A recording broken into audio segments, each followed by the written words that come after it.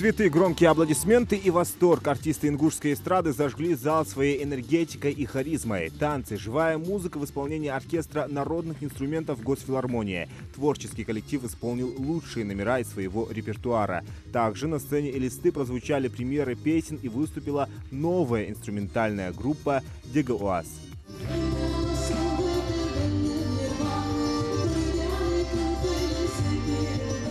В каждом номере дух Ингушетии, уникальный шарм народа, который трудно с чем-то перепутать. Концерт прошел на славу. Зал тепло и громко приветствовал артистов на сцене.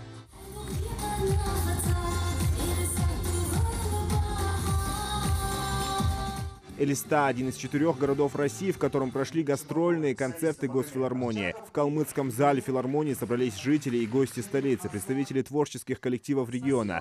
Важное событие не пропустила и председатель правительства Калмыкии. Гиляна Босхомджиева отметила важность поддержки культурной составляющей многонациональной России. Премьер поздравила жителей республики со столетием ингушской государственности. Спасибо вам огромное за то, что храните свою культуру своего очень богатого, колоритного, очень темпераментного народа.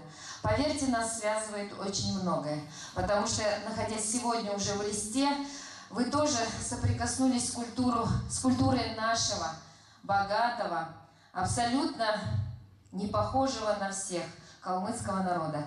И это нас объединяет. И как сегодня неоднократно подчеркивал ведущий, сила нашей страны, сила огромной России в ее многонациональности, в том, что все мы разные. И каждый из нас в вековой традиции бережет, хранит и передает своим детям из поколения в поколение все самое светлое, все самое красивое, все самое достойное, все то, что отличает каждый народ друг от друга. Премьер-министр вручила от главы Калмыкии благодарность творческому коллективу филармонии и благодарственное письмо на имя директора филармонии Айны Алиевой. Творческому коллективу Государственного бюджетного учреждения филармонии имени Ахмета Хамхоева за заслуги в укреплении культурных связей между Республикой Калмыкия и Республикой Ингушетия. Глава Республики Калмыкия Бату Сергеевич Хасиков. Апрель 24 года.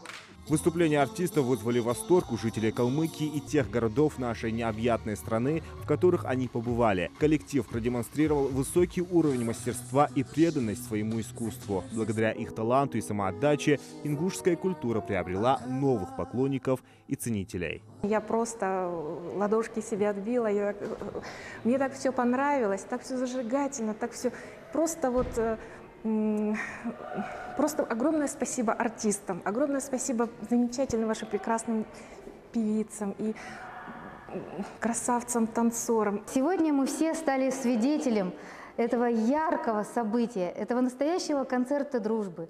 Мы наблюдали единение наших прекрасных степей и белоснежных гор. Это было потрясающе. Я думаю, что каждый ушел с таким вагоном впечатлений, и такое не забывается. Мы с удовольствием ждем вас еще и еще. Вот наши ладошки горят, сегодня мы отработали эту программу вместе с артистами. Я думаю, что мы очередной раз убедились, что музыка это язык всего человечества, и, я думаю, не требует перевода. Нас объединяет одно — любовь к своему народу, к своей родине, к нашей большой России.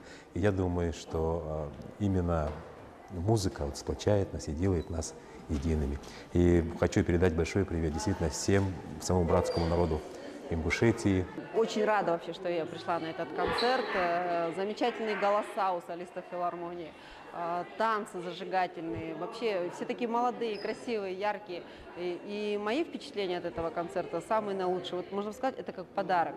Мои глаза и мои уши, грубо говоря, отдохнули от повседневности.